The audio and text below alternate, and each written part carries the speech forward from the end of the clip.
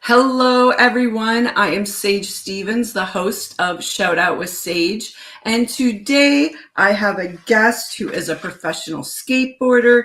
He has been inducted into the Freestyle Hall of Fame. He is a filmmaker who is in pre-production of his current film, Skate God. And I want to welcome to the show today, Alexander Garcia. Hey, how are you? Hey, I'm doing great. Thank you for having me on the show. I'm super pumped to be on here. Thank Got a lot you. to talk about. Very good. Do you like Al or Alexander? I prefer either or. I would say for this, Al, because this is skateboarding related. A lot of questions or so. Yeah, Al. That's my my skateboarding nickname, I guess you could say, Al Garcia. Okay. Very good. Very good. Sorry, I just had something pop up on the screen, so I'm just making sure that everything's going well here with the broadcast. So I read during my research on you that you were inspired by Back to the Future. That's how you ended up skateboarding. Tell me more about that. Okay, so wow, we're gonna go blast from the past. Hey, Back to the Future. Right. So, yes, I unearthed skateboarding in 1985 after I went to the Cineplex to go see the movie. My mom took me to see it. Her and I went, as we would normally do, go to the movies on Fridays after school. And I don't know. I mean, I was just mesmerized when I saw Michael J. Fox just blaze across the screen on a skateboard, versus the car that was, on fire, that whole DeLorean type thing. And I think what really impressed me the most about the skateboarding action sequential scenes was that it just showed really the true freedoms and liberties one has as a skater.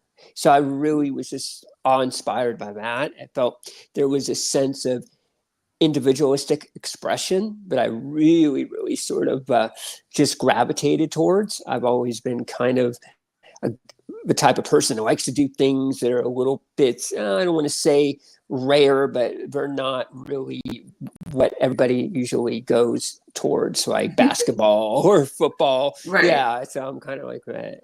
Yeah, that's you're a bit more of a free spirit. Exactly. Like a bit more edgy with a free spirit, I guess. Yeah. So I also found out you did the 360 hard flip. That's what you're known for. What is that for the rest of us that aren't in skateboard world? Yeah, it's going to come off sounding really foreign to people that don't skate. So it is the antithesis of a really common trick that all the kids do today, but wasn't very common in the 80s, and that's a 360 kickflip. So it flips the complete opposite direction that a 360 flip would flip. So instead of going backside, it goes front side. But your body stays with it. You don't do what is referred to as a body follow. You just stay completely stiff. It's all in your upper shoulders that you just kind of keep your body stiff so you can execute the trick.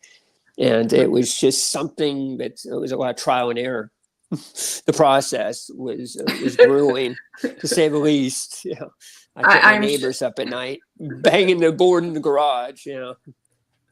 I'm sure. How did you do, like with skateboarding? How many times do you have to do a trick before you sort of learned it?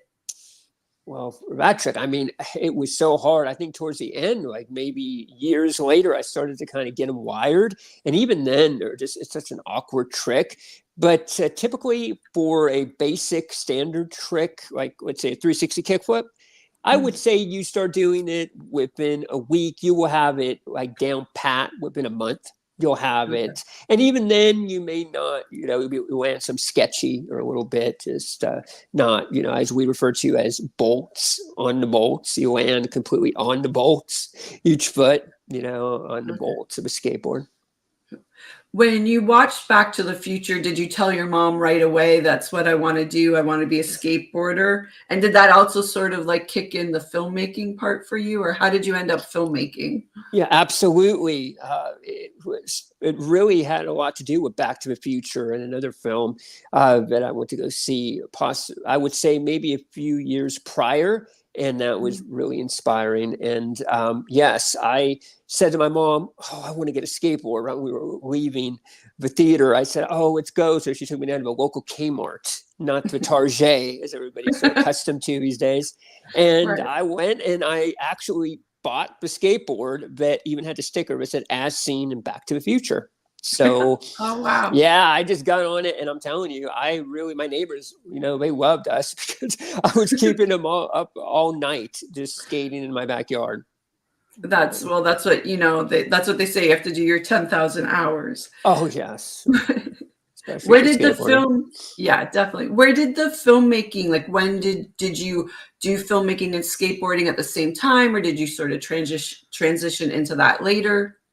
Yeah, so it's kind of like the best of both worlds. I would say that when I ended up going to see, oh God, no, this is really going to give off my age, but when I went to go see Carrie, about the Stephen King horror film, we're talking the late, mid 70s.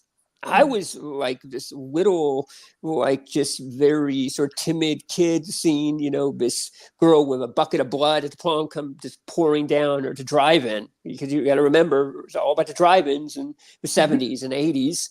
And I was just this impressionable child. And I really just was like wowed by just all the lights, and you could just see how the shots, the score. So I was just really, taken aback by all that. And I was like, oh, this looks really cool, even as a kid. And then around 78, I went to go see another film. This is what sealed the deal. I went to go see Eyes of Laura Mars with Faye Dunaway, the great Faye Dunaway, Bonnie and Clyde, Warren Beatty. And it was a great film because it was really, I felt it was more of a subgenre type of film, and I believe they refer to it as a giallo, which is Dario Argento sort of coined that phrase, for horror. It's a completely different stylistic, and just aesthetically, it's different, and it really centered Eyes of Laura Mars on the fashion world, which I thought was really cool. I've always liked all that with it, cool type of hip things. And then it didn't hurt that my aunt was a fashion designer. So I was kind of brought into that world at a young age as well, just being around her, exposed to all these top designers and everything. So yeah, I thought it was just so cool. And after that, I was hooked. I started working on little short stories. I wrote my first children's short story about a week before I picked up a skateboard, which is really a funny story. In 1985, a week before I went to go see Back to the Future. Okay. What was your short story about? So it was about a little girl who really just kind of has a portal through her dreams. It's about a very imaginative girl, because I feel it's all about imagination, and that's why I love the film space so much, because it's all about inventiveness and imagination. So she's able to actually go to these different worlds through her dreams. She can enter these dreamscapes. I see. And it's actually, I have it in development right now. It's called Wibby's Dreams. It's been in development for a little while now. So what's it called again? Sorry. Wibby's Dreams. Oh yeah, Libbys. Wibby's Dreams. Oh, Libby's Dreams. Yeah. What made you decide to pursue filmmaking more as a career?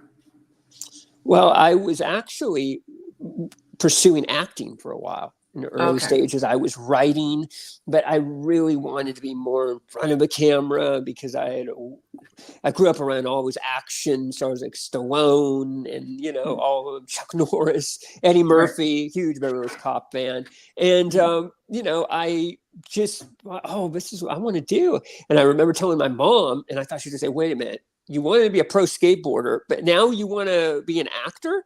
But she just really embraced the idea. And that was a great thing. My mom, she really just believed in me as much as I believed in myself. And she would always push me, to really follow my dreams more than anything. And so I did. I started auditioning, and I ended up getting on my first film set around 2002 for Grind, the skateboarding film that Tony Hawk co-produced. 900 films, and I'm standing on, there on set, and Adam Brody and all these other actors, and at the time, Bam Margera was really like all the rage in skateboarding. I don't know if you're familiar. Later became Rob Dyrdek, of course, because of MTV. And I just started thinking, this is really like, I could get used to this, just the attention and the crap food service. And it was more than just that, just the inner workings. I went ahead and I saw how everything, the shots are set up, blocking the scenes, so everything. So I was just really kind of taking notes. And then a couple of years later, I end up getting involved in the Lords of Dogtown. And I'm standing next to Heath Ledger.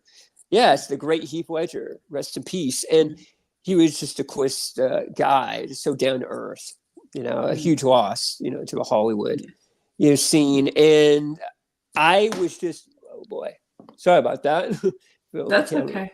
I was just so again, enthralled, and working with such a new cutting edge director, Catherine Hardwicke, who later moved on to direct Twilight.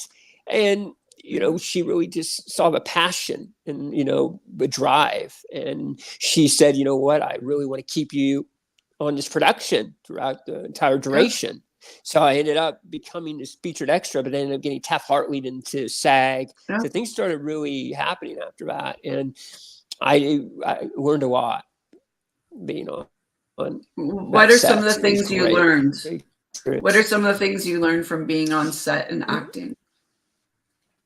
It was really just advice? About, for me, the discipline, which I already had coming off of skateboarding, this discipline and honing in on, really a certain scene and getting your dialogue down. And really, I looked at body language with the actors, all the idiosyncratic habits certain ones had that sort of would come alive, on screen. So, I mean, I think that I just learned that it really is an artistry, just as like skateboarding.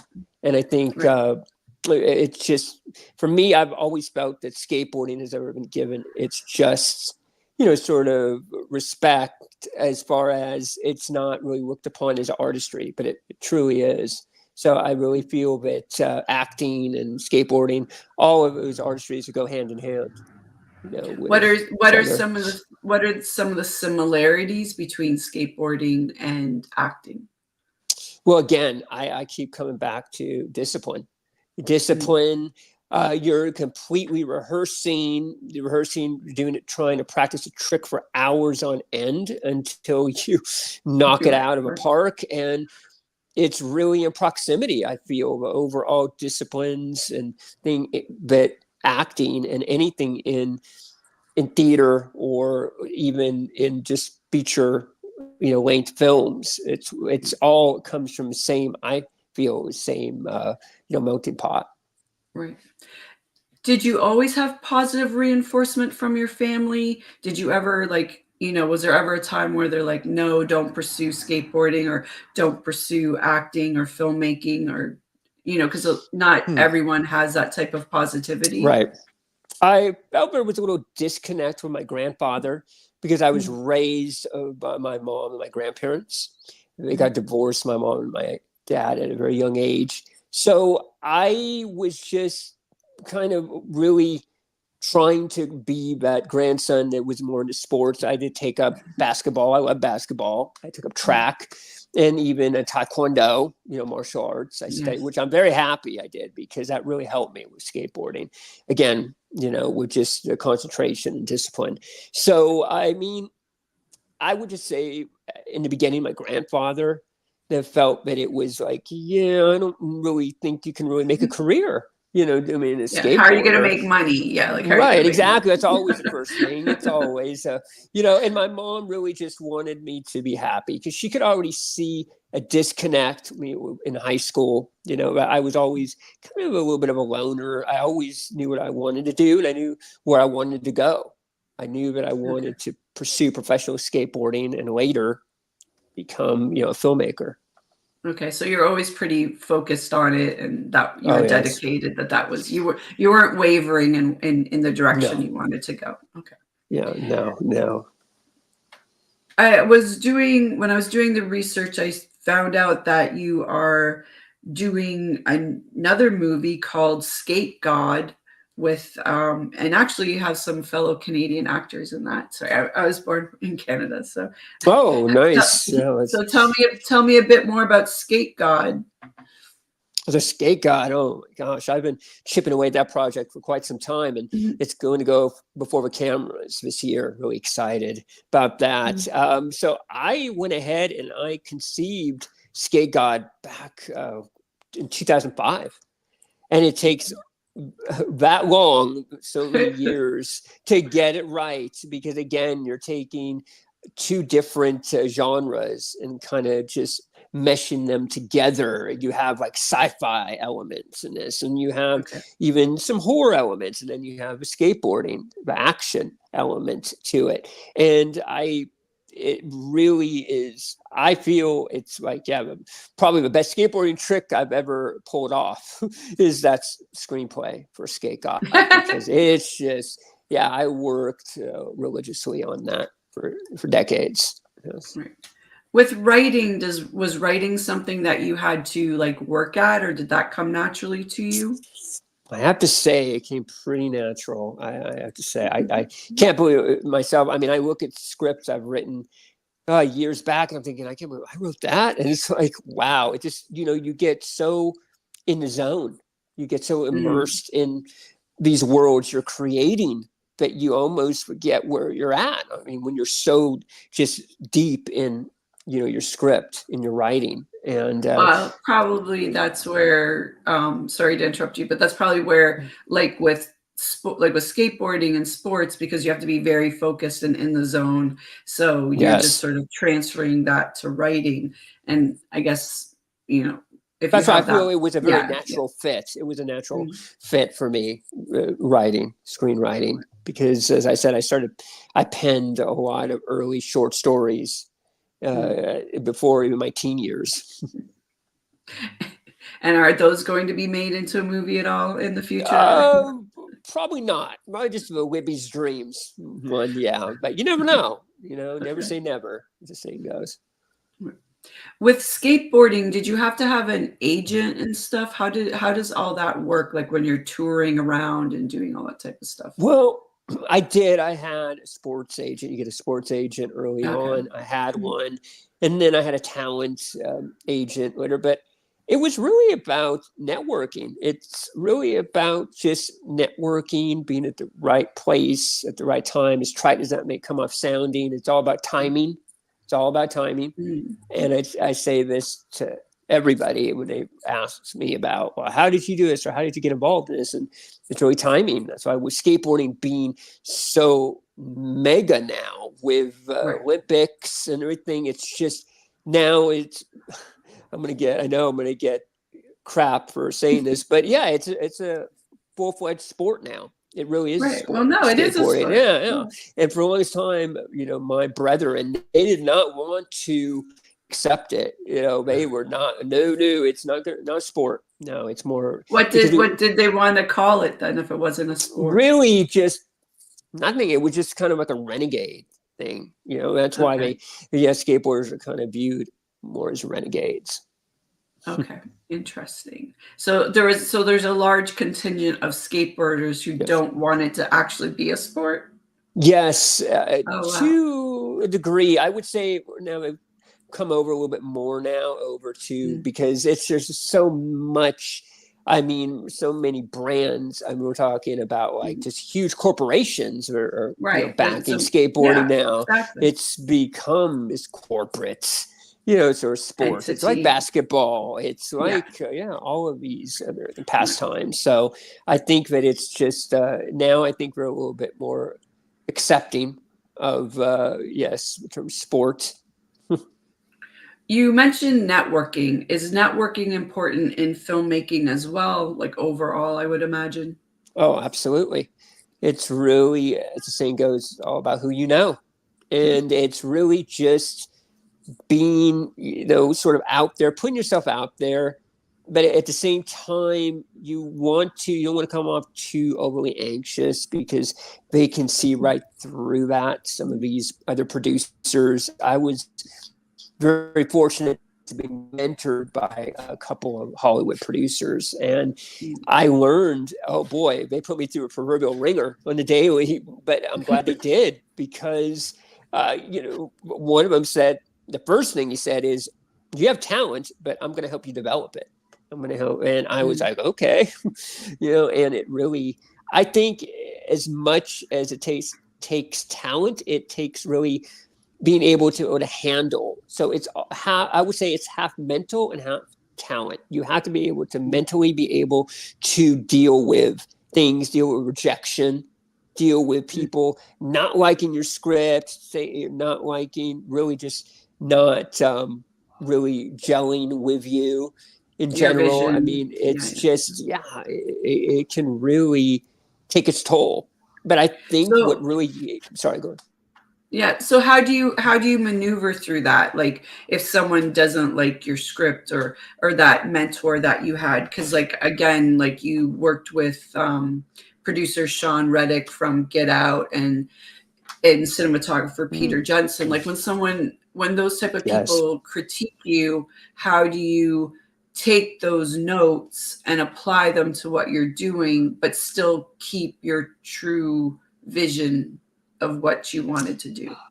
Again, you just said it. I take their notes. I go back and I look at my script and say, well, within reason, if it works, fine. I will go ahead and inject it in there. But if not, then I'm just going to, basically go to battle, with producers or my mentors. But in the end, I mean, it's all really for the good. Everybody wants the same thing. They want to make an amazing film at the end of the day. So, I mean, with SHAUN REDICK, it was great. I mean, SHAUN, he recognized early on that I did not really have sort of the quote unquote, that sort of analytical sort of numbers mindset, if that makes any sense. I was more of a creative guy, and that's what you find more in the writers now and directors. We're more of a creators. But it's great, because if we were good at everything, then we wouldn't need all these producers on these films, and right. So I mean, well, everyone has their job, right? So, yeah, everybody has their forte. Exactly. Right. Yes. What was the best piece of sage advice someone gave you in regards to your career, whether it was in skateboarding or in film, or in both, whichever? The best advice was, and it's funny, this goes back to Heath Ledger. So on the set of Words of Dogtown, I asked him, because I was really young, new, wet behind the ears a little bit still, and I was a newbie. So I said, Heath, you have any advice for me? Because I couldn't believe I was actually talking to him. I had looked up to him before he was the Joker. I mean, he was in, 10 Things, I Hate About You. I mean, it's amazing. So the projects he's done. So I went ahead and asked him, do you have any advice? He goes, look out for yourself, because no one else is going to.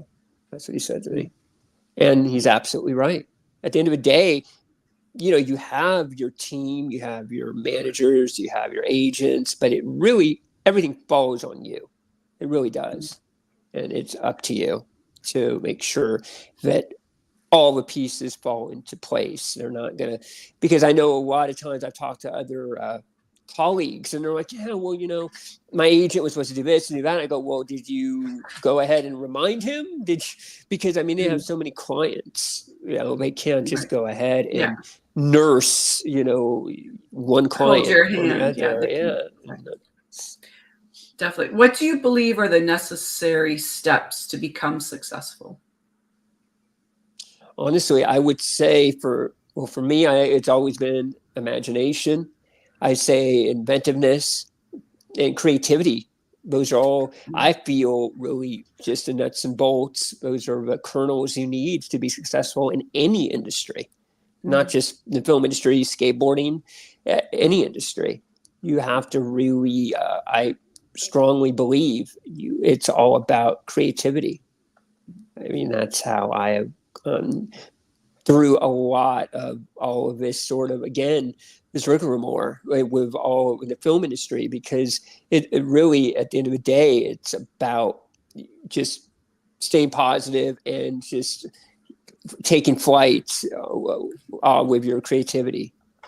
When you say creativity, you just mean like creating something artistic, or like I guess I'm trying to be more specific. I mean, exactly. Just try to sort of create something, new. I feel that I have to work on something every week. I'm working on a new treatment for a script, an outline, or a scriptment. Right now I'm working on just something new. You just have to, again, it's all challenges, because you're diving into all these different worlds, right? And it's not just, you can really apply all, those principles and all of those traits to other industries as well. It's really about coming up with, a great, if you're working, say, in an ad, agency, you can come up with a great ad campaign, come up with, something, a slogan like that. I mean, that's why I've always had a lot of brands, skateboarding brands in the past, because I'm always just, it's never ending with me. I'm always creating. What are you grateful for? What are you most, they say being grateful is really important. So I always like to ask that question of people. I would say I'm grateful for the support that I received from my mom, my grandparents, my family, but mostly from my mom and grandparents, because they're the ones that really supported me. They're the ones that we did a contest back when I was young, and took me to a skateboard shop and bought me skateboards. So yes, I would say it's my family. I look at my mom as a role model, and I think any child should, because it really, that is the one that really, your mom is your biggest cheerleader, and always will be. Very cool. Of course, working hard is really important, and, putting in your hours, but what would your suggestions be to someone, like, to work smarter maybe, or quicker? Do you have any tips on that? I do. I would say you always want to do your due diligence. You always want to do, no matter how boring it is, research. You got to do your homework on things. I mean, and I'm one to talk, because I hated doing homework back in high school. But it really, but it's funny, because I've changed. I think now, if I would go back in time, Back to the Future, I probably would ace all my classes now in high school, because I've learned so much and I'm more disciplined, because again, it takes that too. I feel that it's a little bit of discipline, and a little, I think what really turned me off about high school was it was a little too much conformity there. I'm a non-conformist. I like to be, as I said, more of a renegade that comes from being a skateboarder. I was good and bad in high school. I could do it, but then I also wanted to take off every now and then. Oh yeah. I like to say I'm a self-taught kind of person, as I always say. But yes, I mean, it does all come down to hard work. It really does. I mean, like I said, I've been working on these two projects for close to over a decade now. I mean, The Cousin, which is a supernatural film that goes into production next month in Thailand. And the Skate God, that one has been, like I said, the hardest skating trick I've ever attempted. Why is that the hardest trick? I would say because when I started working on it, and when I conceptualized Skate God, skateboarding really was not accepted yet. It was still very underground. But again, I was under this disingenuity that skateboarding was just huge. I mean, when you're in it, you don't come out of that bubble. You're just in this bubble, and you just think, when skateboarding was on a downward spiral. I mean, I look back now when I turned professional in 1993, and even Tony Hawk has went on record and said that's the worst year for skateboarding. And I turned professional, in that year, in that era. Yeah, it's pretty funny. So you turned professional, and why was 1993 a bad year for skateboarding? Well, I think it was really just about there was not a lot of money in skateboarding. There were not a lot of again brands as far as corporate sponsors. You didn't have any big contests. The contest that I turned pro at was it would be, I would say, equivalent to the X Games today and Street League. I don't know if you're familiar. And I know the X Games, but not Street League. X Games, yeah. So that didn't launch until like 6 years later, the X Games. So, but I think it really showed like all the skaters that were doing it for actual love and wanting to progress the quote unquote sport, because a lot of them just, they fell off. A lot of them just left skateboarding. So it just really, skateboarding almost reached decimation again, like it did in the early 80s. But luckily, the X Games came and saved the day, and Tony Hawk's Pro Skater really is the one that I feel was able to make skateboarding a permanent mainstay. What is, you mentioned earlier, I'm going to sort of switch from skateboarding. You mentioned earlier you have a film in Thailand. Yes. Let's talk about that for a minute. So what's it called? The Cousin. So The Cousin, it's had so many iterations. The working title has changed so much over the years, but right now let's say it's The Cousin. Yeah, so I think we're gonna stick with that title. And what's it about? What's it about? So it's about a young girl who is visiting her aunt and her cousin, her family, for summer, and they haven't seen her for a while. And she is harboring this dark secret. So she comes to this little Humboldt town there, and then I would say all hell starts to break loose right upon arrival, really. And it's really, I like to say it is, it flirts a little bit with Carrie, but it's more, I would say, Mean Girls, supernatural like Mean Girls. Yeah, supernatural. Okay, exactly. And we're having a huge resurgence now, right, with the Mean Girls musical. Yes, so yes, definitely. Again, goes back to timing. And the funny thing is, I wrote the script for The Cousin back in 2008. Okay. At a time when Twilight was thrust upon, all of us. And so I was shopping it around, talking studios, and everybody's like, well, because it centers on witchcraft. And everybody, of course, all into vampires because of Twilight. There was this big. So we go back to the timing thing, right? Exactly. Yeah. So, and I said, well, you just wait. Vampire, the bite will wear off eventually. Right. And I said, and then everybody, witches will be flying back in on their broomsticks. And sure enough, the craft, came out, continuation and that. And there's been a lot of films, it's centered on witchcraft again. Right. With shopping your film around, let's talk a little bit about that. What is that experience like when you're going in to pitch your material? Any tips on that to someone who wants to do that? Again, yes, I would say I've pitched to, you name it, from streamers to studios. I would say, again, make sure you've done your homework, because believe me, they have. And they know everything when you go in, and they give you, I mean, if you're lucky, they'll give you 5 minutes. I mean, I've done a pitch where I've sat down, I put the pitch deck on the table. They asked me like 2 questions. I go, okay. It's like a famous song, we'll be in touch. And you're like, basically, it's like a kiss of death. You be in touch, that line. So I would say make sure that you go in, you have all of your deck ready.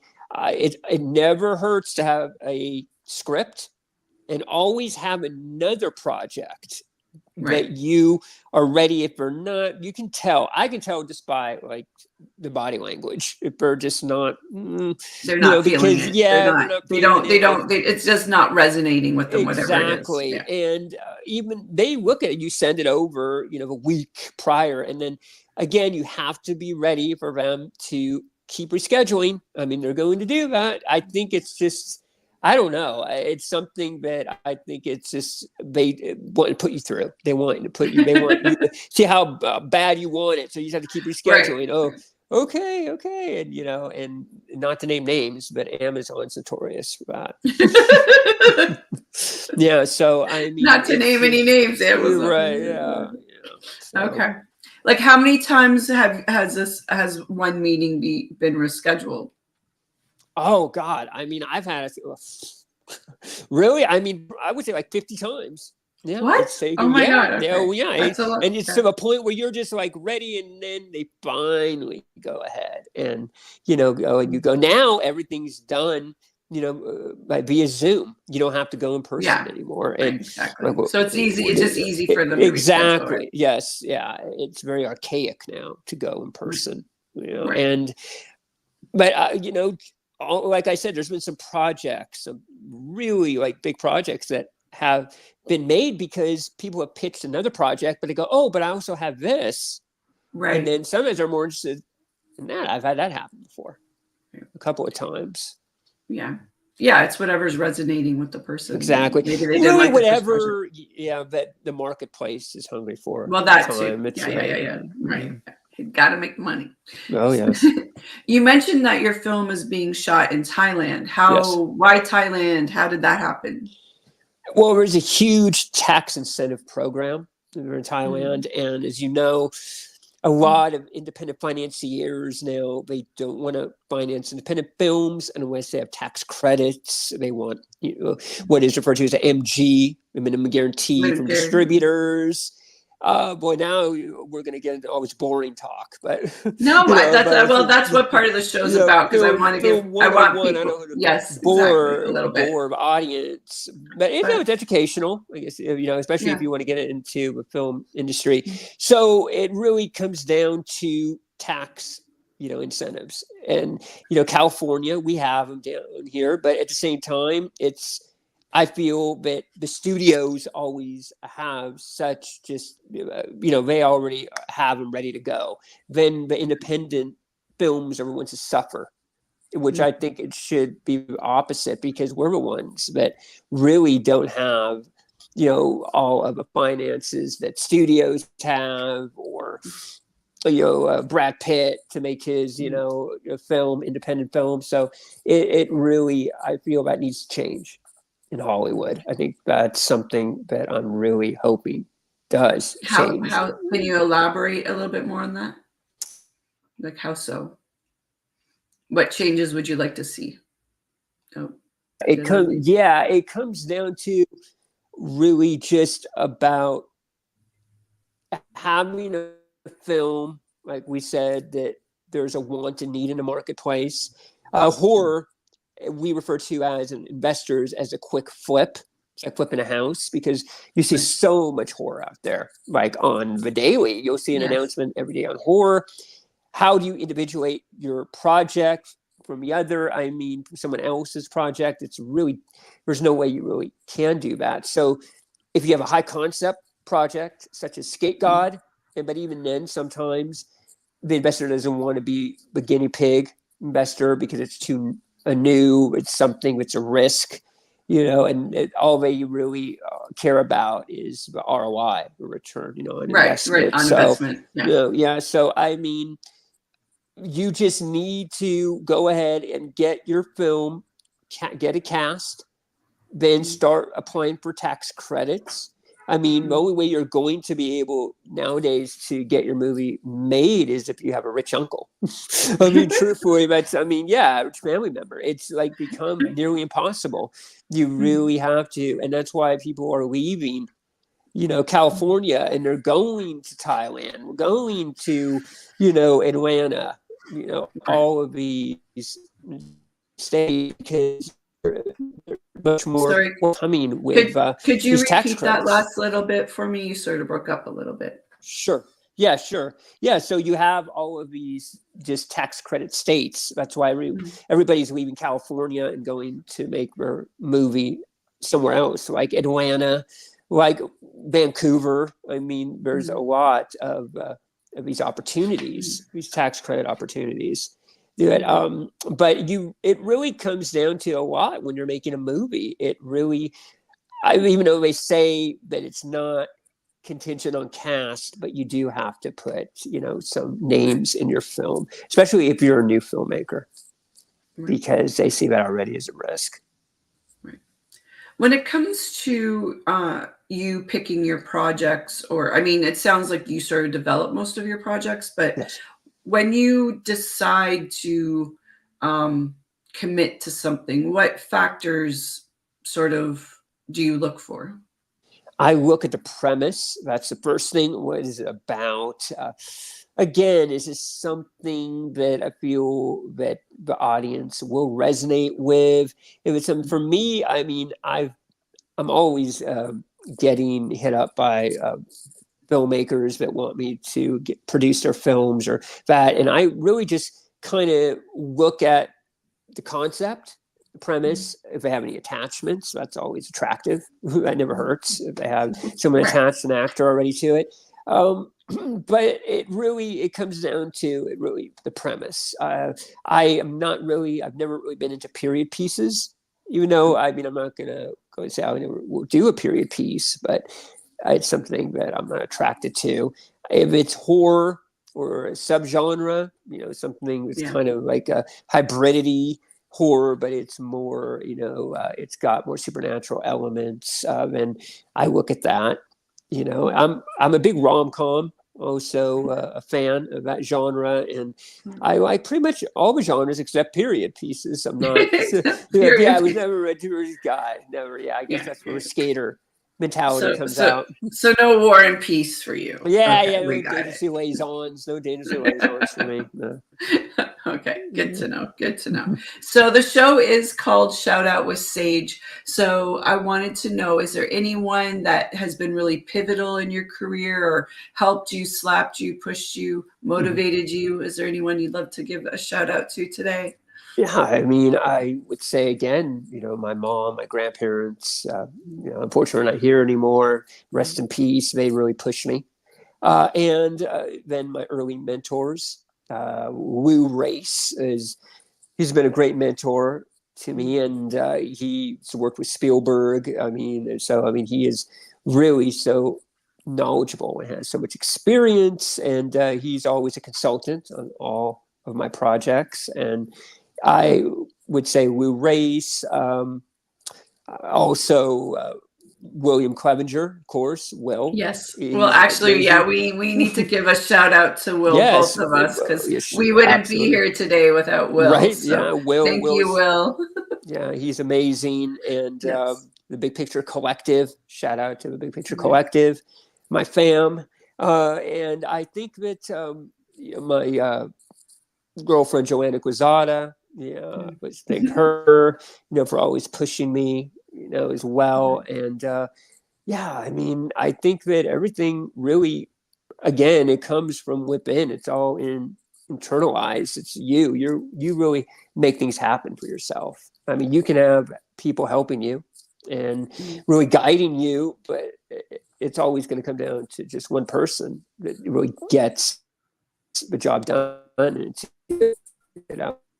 I always lean numbers, if I need, Sorry, especially you're breaking. Yeah, you're breaking up again. Can you sort of repeat that a little bit for me? Yeah. So I all on the shoulders of Lou Race. He's great mentor.